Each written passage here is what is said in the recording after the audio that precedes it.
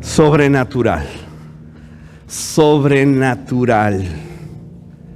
¿Qué significa sobrenatural? Tenemos una breve definición aquí. Se refiere a aquellos fenómenos que supuestamente exceden o están más allá de lo que se entiende como natural o que se cree existe fuera de las leyes de la naturaleza. Y obviamente incluyen los milagros. Los milagros que muchos de nosotros hemos experimentado de todo tipo. Pero va más allá de los milagros. La vida sobrenatural es la vida en el Espíritu Santo. Como ya lo he dicho, como creyentes no buscamos la espiritualidad. Eso se da y en muchos círculos seculares hay una búsqueda de la espiritualidad. Nosotros como hijos de Dios buscamos la vida en el Espíritu Santo. El Espíritu Santo, quien es una persona divina con intelecto, con capacidad de comunicarse, de impartir su voluntad. Como toda persona divina, también se entristece cuando lo rechazamos o lo resistimos, o se alegra y florece en nuestras vidas, experimentando nosotros el fruto del Espíritu Santo. Jesús lo dijo de esta manera, refiriéndose a la vida sobrenatural. Mateo 5:48 dice, pero tú debes ser, ¿cómo dice ahí? ¿Cuántos perfectos hay acá? Pero es un mandato que Jesús dio. Y luego pone la vara muy alta porque dice, debes ser perfecto, ¿cómo? Así como tu Padre con P mayúscula, está hablando del Padre Celestial. Así como tu Padre en el cielo es perfecto. Y cuando yo leo esto digo, es imposible. Jamás voy a alcanzar la perfección de Dios. Ni en esta vida, ni en la venidera, ni aún en la eternidad, estando con Él, alcanzaré la perfección de su hermosura, de su sabiduría, de su santidad y de su justicia. Sin embargo, Jesús dijo, tú debes ser perfecto. Está hablando de una vida sobrenatural, obviamente. Esa palabra perfecto significa elevarnos por encima de las tendencias humanas naturales. Elevarnos por encima de las tendencias humanas naturales. Lo que muchas veces argumentamos nosotros, pues como seres humanos, pues soy humano, no soy perfecto. Pero luego te encuentras con la palabra de Dios que te dice, no te salgas por la tangente. Tú debes ser perfecto como tu Padre que está en el cielo. Debes aprender en la vida del Espíritu Santo, elevarte por encima de las tendencias humanas naturales. ¿Y cuáles son estas tendencias humanas naturales? El apóstol Juan nos los describe en su primera carta, diciendo, no amen este mundo ni las cosas que están en el mundo o que el mundo les ofrece. Eso es lo natural. Una vida secular de cosas buenas, muchas de ellas, otras no buenas. Pero dice, no amen. ¿Por qué? Porque nuestra tendencia natural es amar el mundo que nos rodea. Porque cuando aman al mundo no tienen el amor del Padre en ustedes, pues el mundo solo ofrece, esa es la tendencia humana natural, un intenso deseo por el placer físico, un deseo insaciable por todo lo que vemos y el orgullo de nuestros logros y posesiones. Esa es la tendencia humana natural. Y continúa Juan diciendo, nada de eso proviene del Padre, sino que viene del mundo.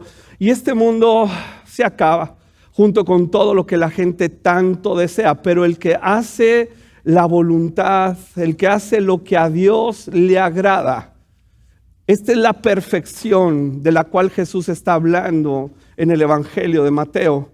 Esta es la perfección. El que hace lo que a Dios le agrada vivirá para siempre. Pero de nuevo me encuentro con la incapacidad de hacerlo y por eso necesito la vida sobrenatural del Espíritu Santo.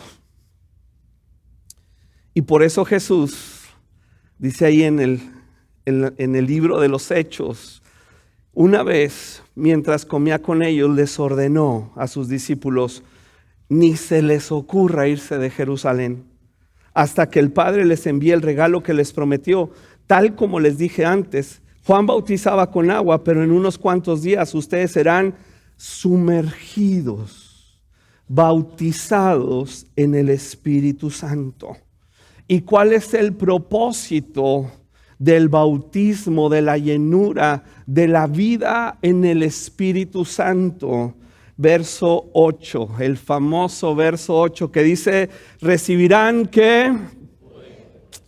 Pero con más poder, ¿no?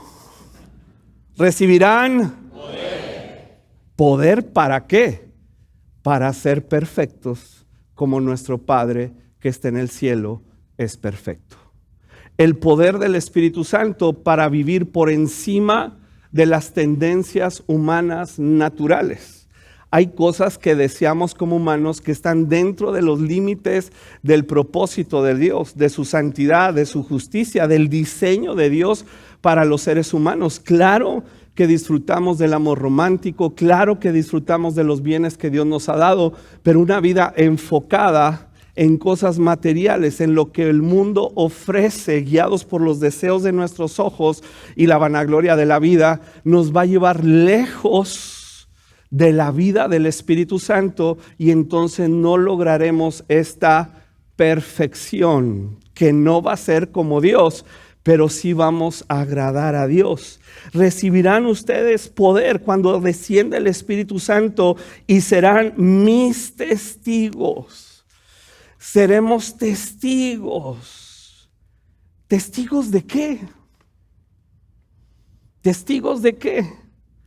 Ahí mismo en Hechos capítulo 1 nos dice que cuando llegó la hora de nombrar al sucesor de Judas Iscariote, pues ellos dijeron: el que salga elegido se unirá a nosotros como testigo de la resurrección de Jesús.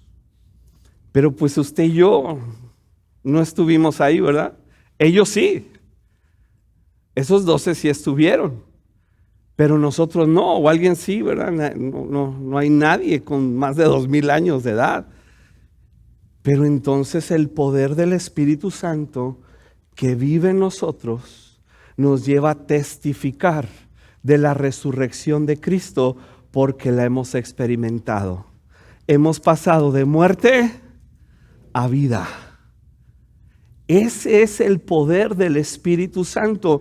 Ya no soy esclavo del temor. Ya no soy esclavo de mi naturaleza humana pecaminosa, aunque peco. Pero cuando peco, dice el apóstol Juan, tengo un abogado fiel que está a la diestra del Padre, que me defiende y me guía al arrepentimiento para restaurarme. Aún en ese arrepentimiento se manifiesta el poder del Espíritu Santo, guiándonos a la voluntad de Dios. Así que Jesús está hablando con sus discípulos, les dice: no se vayan hasta que reciban este poder, porque a través de él van a ser luz en el mundo, sal en la tierra. A través de este poder van a poder elevarse por encima de las tendencias humanas naturales. A través del Espíritu Santo van a recibir la herencia de Dios para sus hijos, la salvación, la sanidad, la liberación y todo tipo de bien que viene de Dios y que no puede proveer una religión, ni siquiera un simple conocimiento o información bíblica. Viene por la vida del Espíritu Santo. Recibirán poder. Este poder viene de la palabra griega dunamis. ¿Y qué creen que se deriva de ahí? La palabra dinamita. Es explosiva. Por eso cuando ves a un creyente, y todos pasamos por temporadas así, pero cuando se prolonga una temporada de tristeza en el creyente, cuando se prolonga, todos vamos a pasar por ahí. Son experiencias humanas porque seguimos en la carne. Pero cuando se prolonga más de lo que es debido, es porque el creyente no está experimentando el consuelo del Espíritu Santo que le otorga paz y que lo va llevando a la alegría, no de las circunstancias, pero a la alegría de saber que es hijo de Dios, que ya no es esclavo del temor, que tiene una herencia en el cielo y que tiene una eternidad con el Padre, y ahí está centrada su vida. En el momento en que no está centrada ahí su vida, es que el creyente, como dice Juan, busca los deseos de los ojos, la vanagloria de la vida, porque algo tiene que saciarme y Dios no me está saciando. Estoy viviendo en una constante angustia, en una constante depresión, en un constante vivir preso de mi naturaleza pecaminosa. Y por eso Jesús les dijo: no se vayan de Jerusalén hasta que reciban dinamita. Y se nota cuando alguien trae dinamita. Se nota, no lo puedes esconder. La dinamita es ruidosa, ¿verdad? Es muy, muy ruidosa, muy escandalosa y tiene mucho poder. Pero se refiere a esta vida que se eleva por encima de las tendencias humanas naturales, que nos lleva a vivir en la gracia de Dios. Después de decir esto, dice Hechos 1:9, Jesús fue levantado en una nube mientras ellos observaban, hasta que ya no pudieron verlo. De tal manera que ellos, siguiendo el mandato de Jesús, se juntaron a orar. Dice el versículo 14, todos se reunían y estaban constantemente unidos en oración. Junto con María, la madre de Jesús, varias mujeres más y los hermanos de Jesús. Estaban los discípulos, los 12, estaba la mamá de Jesús, estaban sus hermanas, había gente orando y orando. ¿Qué estaban orando? No lo dice la Biblia. Hay ciertas oraciones que sí nos dice el libro de los Hechos, pero esta oración no nos la dice. Y yo creo que Dios, sabiendo que íbamos a tomar esta oración como la única oración, dice: no se las voy a poner. Porque dice que estaban orando fervientemente. Puede ser que estaban orando: Señor, envía la promesa. O Señor, estamos angustiados, no sabemos qué hacer. No entendemos de qué se trata y cómo vamos a saber cuando el Espíritu Santo venga. ¿Cómo se va a manifestar? ¿Estaremos seguros de haberlo recibido, haber sido bautizados en Él y luego ya poder irnos de Jerusalén? Y a lo mejor agregaron: pero la verdad es que ni nos queremos ir de Jerusalén, pero no sabemos qué hacer. Pero ¿qué hacían en ese momento de incertidumbre?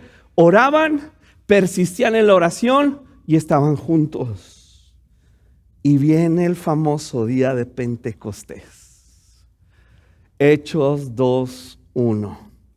El día de Pentecostés.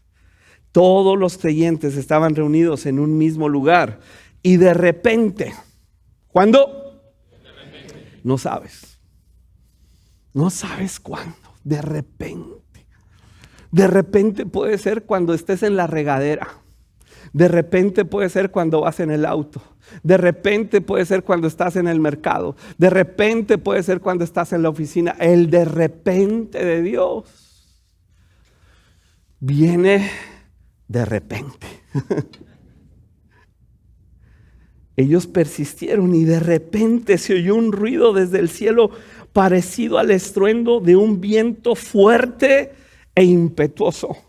Imagínate esos días de lluvia y de truenos, de tormenta eléctrica, y de repente te toman desprevenido, ¿verdad? Ves el rayito ese, ves la luz y ¿qué dices? Ahí viene el trueno. Y de cómo se vea el rayo de luz, y se ve muy fuerte el rayo de luz, es que el trueno va a estar muy potente. Ellos reciben, por decirlo así, esta descarga del cielo, el Espíritu Santo al cual ellos ya habían estado expuestos. Habían recibido la influencia del Espíritu Santo a través de Jesús. Ellos ahora lo están recibiendo adentro, están siendo sumergidos. La vida de Dios había venido a su interior. y llenó la casa donde estaban sentados. Luego algo parecido a unas llamas o lenguas de fuego aparecieron y se posaron sobre cada uno de ellos, y todos los presentes fueron llenos del Espíritu Santo y comenzaron a hablar en otros idiomas conforme el Espíritu Santo les daba esa, y mira cómo termina, ¿esa qué? Esa capacidad. Cuando el Espíritu Santo viene a nuestras vidas y nos bautiza, nos llena y nos sumerge, ¿qué nos da? Capacidades que nosotros no tenemos. Es la vida sobrenatural de Dios. Puede venir a través, como ya lo estamos leyendo, a través de idiomas. Hace muchos años en la iglesia en Vino Nuevo de Juárez, pues yo era un jovenzuelo de unos, no sé si 16, 17 años, y conocí a un hombre, un norteamericano de nombre Diego, que era el que cantaba antes de Marcos Witt, antes de Timbiriche, ¿verdad? Yo lo conocí personalmente. Era un norteamericano que recibió la capacidad de hablar en español de la noche a la mañana. Lo conocí, no me lo platicaron. Y era con un propósito muy específico, que Dios lo estaba llevando como misionero a Centroamérica. Esto es algo que Dios puede otorgar, pero no es para todos. Pero sí nos da capacidades descritas en su propia palabra. Nos da la sabiduría, una capacidad sobrenatural del Espíritu Santo. Nos da capacidades, las capacidades que yo necesito como hombre, como marido, como papá. Yo necesito esas capacidades, esa sabiduría, ese fruto del Espíritu Santo. Es algo sobrenatural, porque mi vida natural, el Luis natural, el hombre natural, no busca esas cosas porque no tiene la capacidad ni el entendimiento, hasta que el Espíritu Santo viene y a través de la Escritura me muestra que hay otro estilo de vida, y que ese estilo de vida es posible por las capacidades que el Espíritu Santo imparte. Entonces ellos bajan de este aposento alto que conocemos, ellos bajan. Y dice Hechos 2:7 que estaban totalmente asombrados los que los escuchaban y exclamaban: todas estas personas son de Galilea, y aún así los oímos hablar en nuestra lengua materna. Estaban en Jerusalén, la fiesta del Pentecostés, habían venido de muchos otros lugares y había muchas personas hablando diferentes idiomas, que era lo que necesitaba la iglesia en ese momento, el idioma de esas personas para compartirles el evangelio de Jesucristo. Por eso fue idiomas. Estaban asombrados, maravillados, dice, y perplejos, y preguntaban: ¿qué querrá decir esto? Verso 12, se preguntaban unos a otros, y otros entre la multitud se burlaba diciendo: están borrachos. Y es bien tempra. Pero la agarraron desde temprano. Así va a haber gente que ante lo sobrenatural buscan una explicación, y en su sabiduría muy humana y terrenal quieren dar una respuesta. Y Pablo dice que se pierden, y Dios se burla de la sabiduría de los sabios porque no pueden entender lo sobrenatural. Mientras para unos eran unos borrachos locos de Galilea, pescadores ignorantes, para otros fue: algo está pasando aquí y necesito comprenderlo. Espíritu Santo, ayúdame. Pedro se levanta y predica un sermonazo lleno de la escritura del Antiguo Testamento. Dio un paso adelante junto con los otros 11 y gritó a la multitud: escuchen con atención, todos ustedes, compatriotas judíos y residentes de Jerusalén, no se equivoquen. No te equivoques. Estas personas no están borrachas como algunos de ustedes suponen. Las 9 de la mañana es demasiado temprano para pistear. No se equivoquen. Es más tarde. Pedro predica con un denuedo. ¿Por qué? Porque trae dinamita. La dinamita está fluyendo por él. Es el Espíritu Santo que le está dando capacidades diferentes. A ese Pedro que se escondió y negó a Jesús, ahora es un Pedro que se levanta en medio de la multitud y empieza a hablar de las glorias de Cristo. Cuando está terminando el mensaje, mira lo que dice el versículo 37. Las palabras de Pedro traspasaron el corazón de ellos. Las palabras de Pedro, como una espada de dos filos, al predicar el evangelio de Jesucristo a través del Antiguo Testamento, dice que esa espada entró, traspasó el corazón de ellos, y ellos, los traspasados, los que cayeron bajo la convicción del Espíritu Santo que estaba dándole capacidades a Pedro de compartir el evangelio, esos dijeron a Pedro y a los demás: ¿qué debemos hacer? Pedro contestó: reciban a Cristo. No dijo eso. ¿Qué dijo? Arrepiéntanse. Arrepiéntanse de sus pecados y vuelvan a Dios. Esto es el evangelio.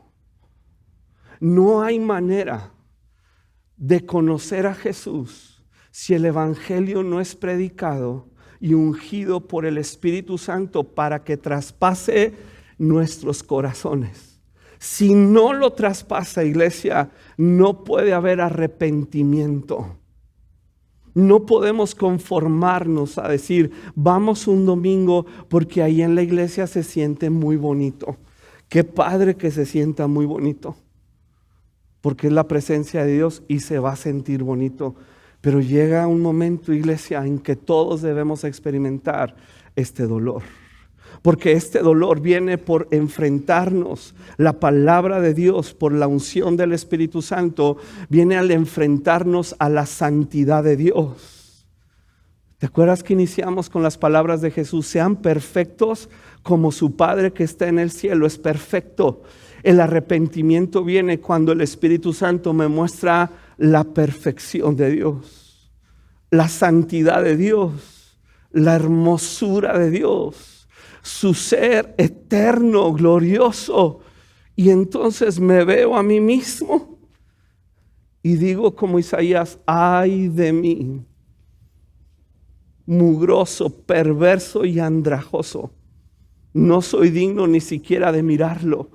Pero en ese momento el Espíritu Santo me dice: así es, pero te voy a guiar al arrepentimiento, a la transformación de tu manera de pensar, de tu manera de ser, de vivir, para que puedas agradar a Dios y ser irradiado a través de tu vida en la tierra de esa gloria que hoy empezaste a conocer.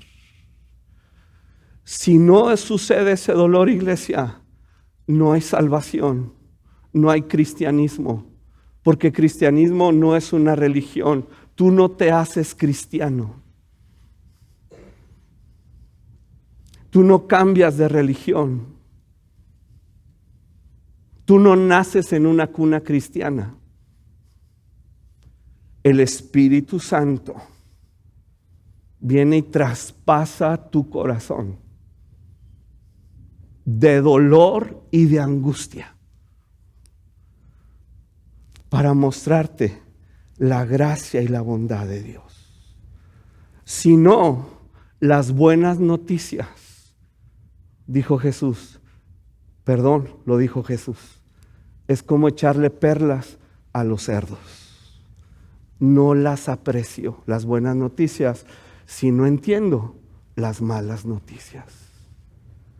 Pedro predica. Ellos se duelen en el corazón. Ellos ceden al arrepentimiento, a esta gracia del Espíritu Santo para reconocer que están perdidos. Arrepiéntanse y vuelvan a Dios. Y deben ser bautizados en agua en el nombre de Jesucristo para el perdón de pecados o para manifestar que han sido perdonados. Entonces recibirán el regalo del Espíritu Santo. Y los que creyeron lo que Pedro dijo, fueron bautizados y sumados a la iglesia en ese mismo día. ¿Cuántos? Como 3,000. Eso es sobrenatural. Es sobrenatural. Es la salvación de Dios. Y todos los creyentes, continúa, se dedicaban a las enseñanzas de los apóstoles, porque todavía no estaban las cartas. Entonces recordaban la enseñanza de Jesús a través de los apóstoles, a la comunión fraternal, a participar juntos en las comidas, entre ellas la cena del Señor y la oración. Y un profundo temor reverente vino sobre todos ellos, y los apóstoles realizaban muchas señales milagrosas y maravillas. Todos los creyentes se reunían en un mismo lugar y compartían todo lo que tenían. Incluso vendían sus propiedades y posesiones y compartían el dinero con aquellos en necesidad. Adoraban juntos en el templo cada día, se reunían en casas para la cena del Señor y compartían sus comidas con gran gozo y generosidad. Todo el tiempo alabando a Dios y disfrutando de la buena voluntad de toda la gente. Y cada día el Señor agregaba a esa comunidad cristiana los que iban siendo salvos. Esta es la vida de la iglesia sobrenatural. Y cierta tarde, continúa el capítulo 3, Pedro y Juan fueron al templo para participar en el servicio de oración de las 3 de la tarde, y mientras se acercaban al templo llevaban cargado un hombre cojo de nacimiento.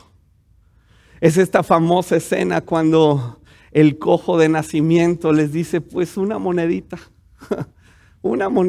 una limosnita por el amor de Dios. Y lo sentaban ahí en una de las puertas del templo, y Pedro, que no traía ni sal para un aguacate, le dice, pues mira, maestro, no traigo lana, pero traigo dinamita. En el nombre de Jesús, levántate y camina. Y lo agarra para ayudarle. Vente, no te preocupes. Lo levanta, se afirman los tobillos del hombre y empieza a caminar. ¿Te das cuenta todo lo sobrenatural que está pasando acá? La vida de Dios haciéndose presente en los creyentes.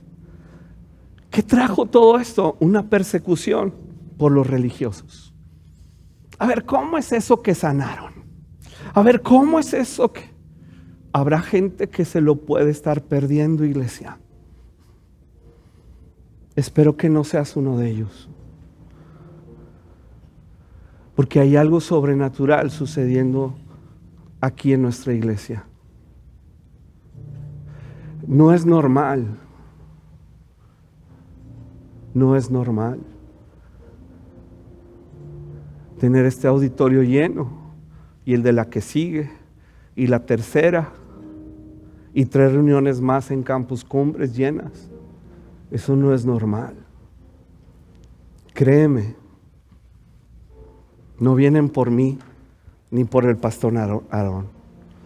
Hay muchos mejores predicadores que puedes ver en internet. Hay algo sobrenatural.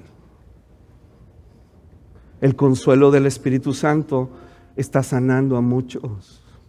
Está transformando matrimonios, la vida de mujeres, nuestros jóvenes. Hay algo sobrenatural. Y yo te animo a que ores y le digas al Espíritu Santo, abre mis ojos para verlo. Porque sería muy triste que te lo perdieras. Que salieras cada domingo de este lugar y te atrapara tu vida natural. Pero en tu vida natural puedes expresar lo sobrenatural de Dios. Viene el capítulo 4. No hay tiempo para ver cada detalle. Y dice, los creyentes compartían sus bienes. Era sobrenatural. Todos los creyentes estaban unidos de corazón y en espíritu. Consideraban que sus posesiones no eran propias. Pero yo sí, es mío, es mío. Esa es la vida natural.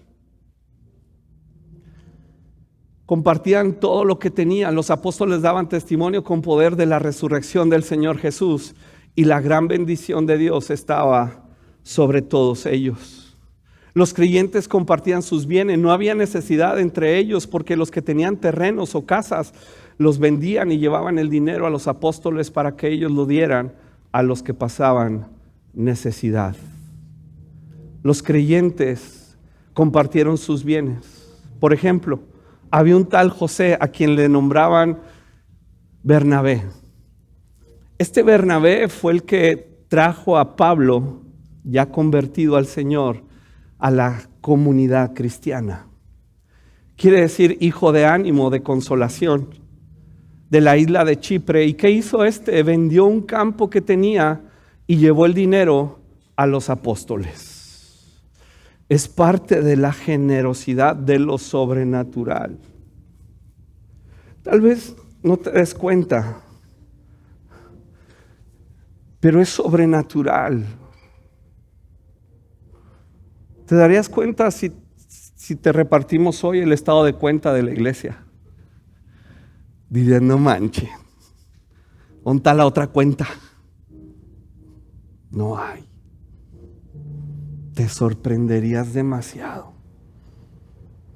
Los que trabajamos aquí y manejamos las finanzas, nos damos cuenta que cada mes hay algo sobrenatural.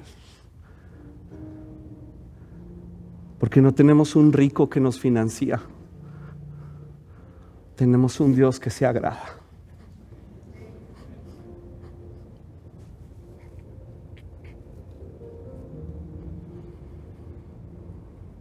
Tener este lugar no es el lugar. No te equivoques. No es el lugar. No es esta extraordinaria gente, servidores hermosos. No te equivoques.